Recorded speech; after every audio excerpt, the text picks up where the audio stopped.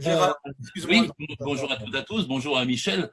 Beau travail, hein, Michel Gelamion, excellente cette réunion. Moi, je l'écoute depuis le début et on voit combien on peut avoir de points communs et comment, si la gauche était unie et on reprenait le plan de crise des 22 organisations avec la CGT, la FSU, Solidaire qui est dans les couloirs depuis le 20 mai dernier, comment on pourrait être beaucoup plus percutant, pertinent et agir. Hein. Moi, je prends un exemple, hein. Les 18 € pour les urgences. On est 100% contre tous. Et on n'est pas capable de les bloquer là-dessus. Parce que si on les bloquait sur un point, il y aurait, moi je sais pas, vu comment on milite aujourd'hui, on fait un flyer. Il y a les 22 organisations qui ont fait le plan de sortie de crise. Il y a 13 organisations politiques à peu près réunies ici.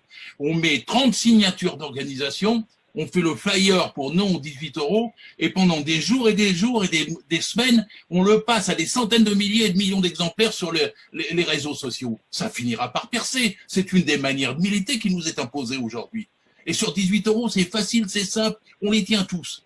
Parce qu'on touche à tous les budgets, on touche à leur façon dont ils choisissent, on dénonce à ceux qu'ils ne font pas dans la pandémie et les projets qu'ils veulent faire plus tard. Non aux 18 €. J'aime le débat d'idées, mais je boue tout seul, moi, à mon âge, devant mon ordinateur, qu'on ne puisse pas agir. Et là, c'est un point d'action. Deuxième point d'action, c'est l'affaire de l'assurance chômage. Parce que là, on a une unité syndicale, 5 organisations syndicales, et on sait combien c'est dur et rare. Mais toutes sont pour repousser cette loi. On pourrait utiliser le même système d'action et frapper sur un clou, là, après les 18 € dans quelques semaines. On a jusqu'au 1er avril, mais pour faire abroger cette réforme, cette casse du chômage. Alors ensuite, après, bon, quelques trucs sur le fond. En fait, Macron veut supprimer les cotisations sociales. J'entends pas assez souvent dire ça, mais c'est dans son programme, le livre Révolution, c'était dans ses tracts électoraux.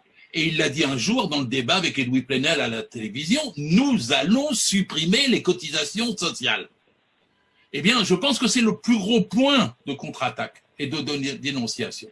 Moi, je suis pour que santé, tous les besoins de protection soient liés au travail et que le patronat paye, que les actionnaires payent, que les financiers payent. Et nous sommes 30 millions de salariés aujourd'hui. C'est plus comme dans le temps, le salariat est absolument majoritaire. Il n'y a que 12% d'indépendants. Donc avec 30 millions de salariés, en plus les jeunes sont des salariés en formation, les retraités vivent grâce au salaire, les chômeurs sont des salariés temporairement privés d'emploi. Baser ça sur le salariat avec la défense de la cotisation sociale me semble essentiel alors que Macron veut la détruire. Autre idée aussi qui est pas assez... En fait, on a 3 budgets en France. On n'en a pas un. Oui, ils salissent tout avec l'idée, les prélèvements obligatoires, tout ça, puis ils mettent tout dans le même panier. Mais le budget de la protection sociale, tout compris, avec la retraite, est le plus élevé, plus de près de 850 milliards. C'est celui qui a produit le moins de dettes. C'est celui qui a le moins de trous. Même avec leur compte, la dette présumée, 78% vient de l'État, 11% des collectivités territoriales, et seulement 10% d'après leur compte, hein. D'après leur compte, vient de la protection sociale. C'est le budget le plus équilibré. Ils ont tellement serré la vis qu'ils l'ont trop équilibré d'ailleurs. Et donc ce n'est pas, il ne faut pas laisser le flanc à mettre tout dans le même panier. Il faut concentrer les forces à la défense du budget en question et à son équilibre. Chaque sou prélevé par l'État doit être rendu et les cotisations doivent être ajustées aux besoins des prestations. Parce que quand on a une pandémie de ce type, c'est comme pour les retraites, hein. Vous ajustez de 0,01 point sur les cotisations, vous équilibrez. Et il faut leur habituer à dire ça. C'est pas en réduisant la prestation, c'est pas en allongeant la durée du travail sur la semaine et sur la vie que vous allez avoir le budget. C'est bien en faisant varier le taux des cotisations et en faisant varier le taux des cotisations patronales qui doivent abonder davantage, alors qu'ils abondent de moins en moins. Et donc, c'est là, à mon avis, qu'on a la clé du financement. Le budget séparé. Les cotisations préaffectées, à la différence de l'impôt. Et ces cotisations préaffectées gérées, et là j'avais tout de suite dessus, démocratiquement, il faut reprendre la Sécu, elle est à nous. C'est facile à dire, c'est pas le PLFSS. Il faut revenir sur cette idée des bureaucrates de Bercy qui décident à la place de ceux qui cotisent, c'est-à-dire de nous et de nos représentants. Je suis pour revenir à des élections, la sécurité sociale, tous les 5 ans, avec une sorte de chambre sociale qui gère cet immense budget de 850 milliards, qui est une fois et demie celui de l'État. Et là, ça vaut, parce qu'il y a un budget séparé, il y a une chambre séparée.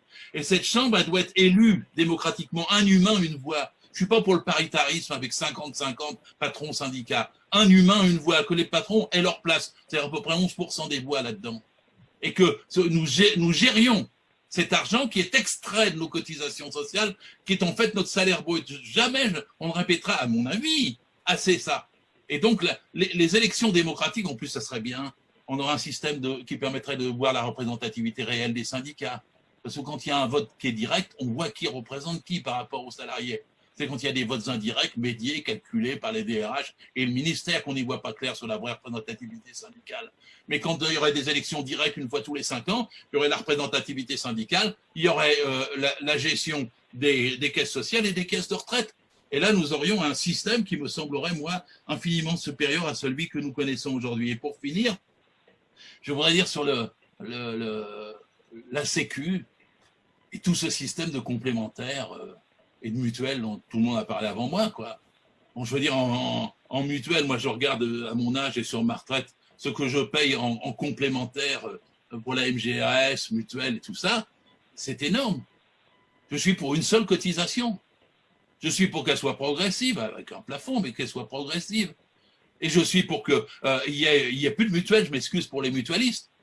On les recrutera, on les formera aux caisses de sécurité sociale. Ils ne perdront pas de travail. Hein. Ils sont assez compétents pour être transférés à l'école de la sécurité sociale. Elle accueillera. Mais les mutualistes, et les mutuelles plutôt, pas les mutualistes, les mutuelles, elles font 25% de frais de gestion. La sécurité sociale a fait à peu près 5 ou 6% de frais de gestion. Ce serait une économie considérable. Ce serait une façon de simplification considérable. Ils veulent toujours simplifier les systèmes. Pourquoi ils nous mettent des complémentaires par-ci, des mutuelles par-là, des trucs. Il y a 400 mutuelles en France. Il y en a qui font leur beurre à faire des publicités tous les matins sur France Inter ou tout le soir sur les télés en disant on est la meilleure mutuelle. C'est de l'argent qu'on nous prend, ça. Alors qu'il y a une seule sécurité sociale, qu'on dit c'est la meilleure sécurité sociale. Une seule sécurité sociale pour tous. Arrêtez avec toutes ces mutuelles complémentaires qui frappent que les plus pauvres, qui introduisent l'inégalité, qui vont contre le principe même de la sécurité sociale. Donc il faut le restaurer. Une grande sécu basée sur le travail, où les patrons sont obligés de cotiser et qui soit gérée démocratiquement par les représentants des salariés au travers de leurs organisations syndicales et qu'on revienne à une démocratie réelle, un humain, une voix, une proportionnelle, et qu'on ait de cette façon-là un contrôle, tandis que sinon, ils nous prennent dessus, ils nous mentent dessus, ils trichent dessus. C'est eux qui ont pris le contrôle depuis Juppé. Il faut revenir sur cette histoire-là. Alors enfin, j'ai eu le plaisir tout à l'heure de voir une médecin du travail. Moi, je suis toujours ému quand la médecine du travail était une belle médecine de prévention. Il y avait aussi une belle médecine scolaire. Quand on voit aujourd'hui dans cette pandémie en quoi ça manque, évidemment que ça manque. Ils causent tous des entreprises, ils ne savent même pas ce qui s'y passe. Il n'y a plus de médecins du travail pour y aller suffisamment. Ils parlent des problèmes dans les lycées, dans tout ça. Il n'y a plus d'infirmières suffisantes, il n'y a plus de système scolaire. Et la prévention, c'est de l'économie, on le sait tous. Plus vous dépensez en prévention, selon le principe de précaution, moins vous dépensez dans le soin après.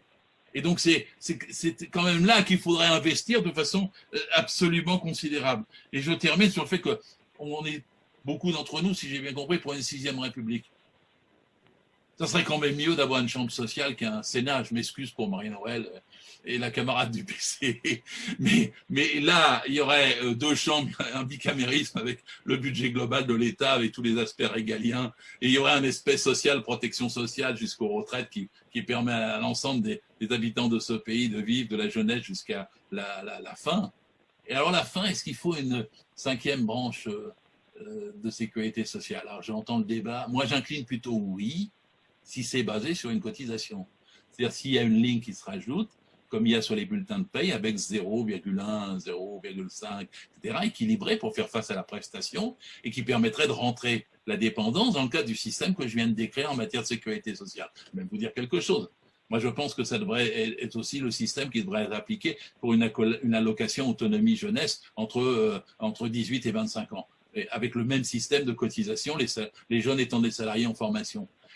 Et je pense que c'est ce système-là qui devrait assurer notre protection sociale globale. Si nous gagnons de pouvoir et qu'un jour nous pouvons enfin aller vers une 6e République, on changera tout ce qu'ils sont en train de casser et de détruire. Ben voilà, merci de m'avoir écouté. Si, quand même, les EHPAD, je suis à un âge où on s'inquiète de ces choses-là. Faut pas que ça soit privé. 57% des EHPAD sont privés. Il y a seulement 43 publics, à ce que je sais. Ça, c'est pas possible de donner. Ils appellent ça l'or gris, les actionnaires. C'est quand même assez dégueulasse de faire de l'or sur les vieux. Et les autres, ils calculent, ça coûte cher, les vieux. Macron a utilisé une fois l'expression stock de vieux. C'est l'inhumanité contre ceux qui sont dans un âge avancé est une des traces d'infamie qu'on peut avoir contre la totalité de nos concitoyens. Qu'ils soient jeunes ou moins jeunes, ils le comprennent. Parce que tout le monde arrive dans ces situations-là. Et faire des EHPAD un système public, et c'est ce que je parlais avec la cotisation dépendance, me semble aussi une des conquêtes immédiates à avoir quand on voit les ravages, le traitement, tout ce qui a été fait. Moi, j'ai des amis qui travaillent en EHPAD, ils disent, mais on manque 100 000 membres pour s'occuper des 650 000 personnes qui s'y trouvent. On manque 100 000 salariés. Et donc, on ne peut pas traiter humainement ces gens. Et c'est la même chose qui manque 100 000 soignants dans les hôpitaux. Je terminais, les 100 000 soignants dans les hôpitaux. On me dit, mais on ne peut pas les recruter, ils mentent. Il faut 3 ans pour former une infirmière. Mais vous pouvez recruter maintenant, donner un 13e, un 14e mois aux soignants, en plus des 300 €. Et puis donnez-le à l'embauche, exceptionnellement. Vous allez voir si vous n'allez pas avoir des candidats partout. Alors on dit on ne peut pas les mettre tout de suite au boulot, c'est vrai, mais ils le font quand même. Ils mettent des étudiants de première année. Ils recrutent des gens qui n'ont aucune qualité. Parce que c'est normal, il y a une sorte de telle demande.